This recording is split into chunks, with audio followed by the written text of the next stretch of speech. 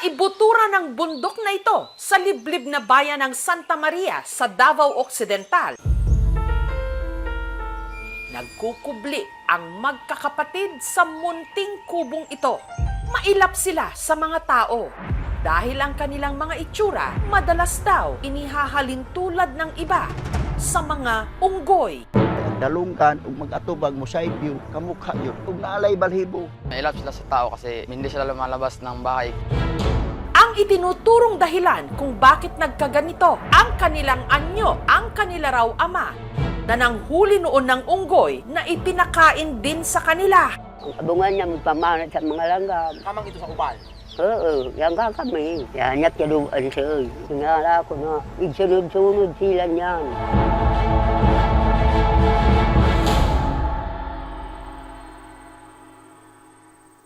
Bago marating ang kanilang sityo, kailangang bagtasin ang mahabang daan na ito na dinadaluyan ng tubig mula sa bundok.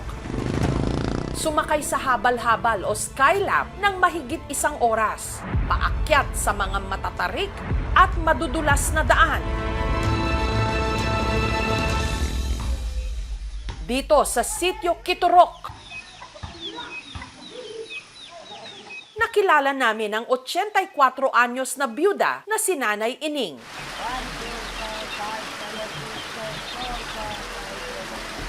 Kasama niyang nakatira sa munting kubo ang 3 sa 9 niyang mga anak. May ilang hindi nagsasalita at parang mga bata pa rin kung kumilos.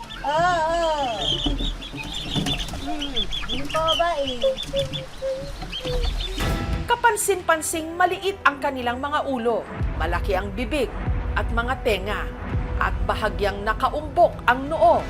Tanging mga palayaw lang ang meron sila. Wala silang mga opisyal na dokumento. Hindi rehistrado. Walang mga birth certificate. Kaya hindi rin nila alam ang kanilang mga eksaktong edad.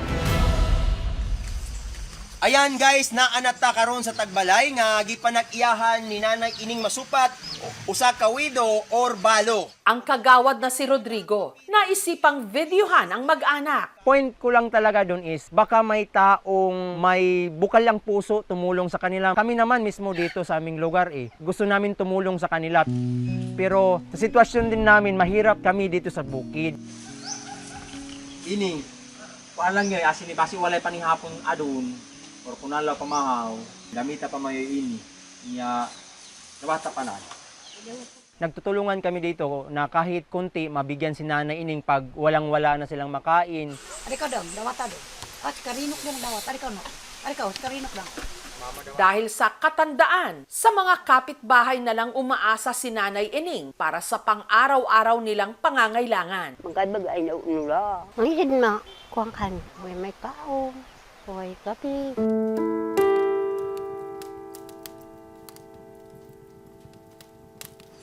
Ay, kabangan na yung ay, lakas.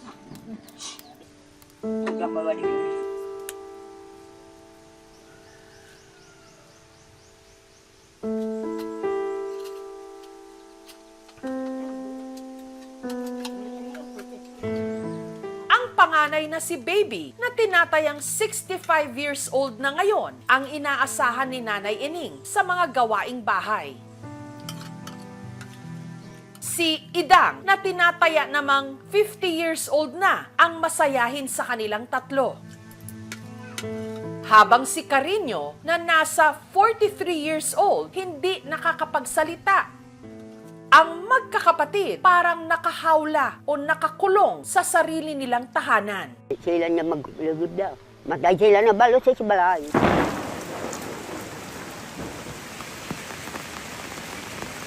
Lumalabas lang daw ang mga ito kapag maghahanap ng makakain. Unsa to? Shampoo? At kapag maliligo. Namadyaman niya pag-isip kanilan. Niya tingala kuhanin na. Naiyama siya niya kanilang kinabuhi. Dati raw nakatira sa tuktok Pinasok ng bundok na ito ang mag-anak pero minabuti nilang lumayo para makaiwas sa mga nanunukso. Di ka na tao, kapaikulan sila. Hanggang taong 2022, inalok di umano silang lumipat sa lupa na donasyon ng lokal na pamahalaan. Nagagad mga minikuan. May baligya ka na merong paaw na daya sa ba. Ang baligya ang datay mo. Kalisun. Ang ibang anak ni Nanay Ining bumukod na at may sarili ng mga pamilya. Ang pangwalong anak niyang si Piang, binibisita sila minsan para dalhan sila ng pagkain. Kaya na sila maglibog kung saan akong pagbuhi sa ilaha. Kaya ka nang asa ko manguha og pagpagkaon nila sa silahang tulo o upat. Sayang kasabang ko sa akong bana nga. Mangutang ko sa tindahan, nana. Ihilak na ako tagok. Sa akong pag-diskarte sa ilang makina buhi, ma'am.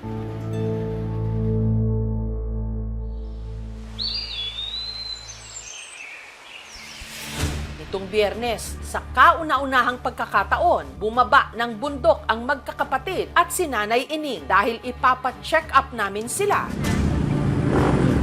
Sina Carino at Baby magkasamang sumakay sa habal-habal. Mag-isa namang umangkas si Idang.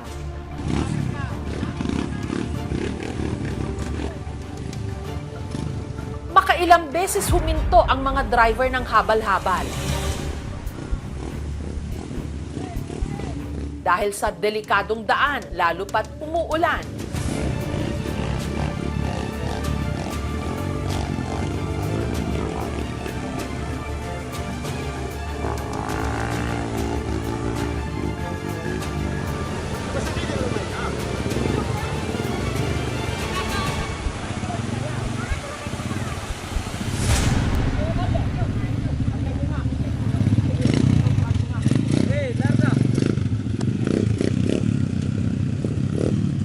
Pagdating sa kalapit na barangay ng Dato Daligasao, sinundo sila ng pick-up truck ng Municipal Disaster Risk Reduction Management Office ng Santa Maria.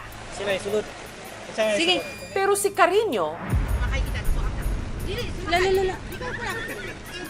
ayaw sumakay ng sasakyan. Isa kami ko tayo na. Tarong din. Anay sa pusat. Unas.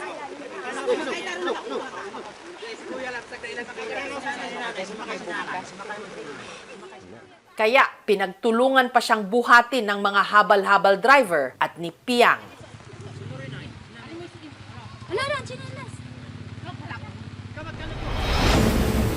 Makalipas ang halos isang oras, inilipat sila sa ambulansya at bumiyahe papunta sa Davao Occidental General Hospital.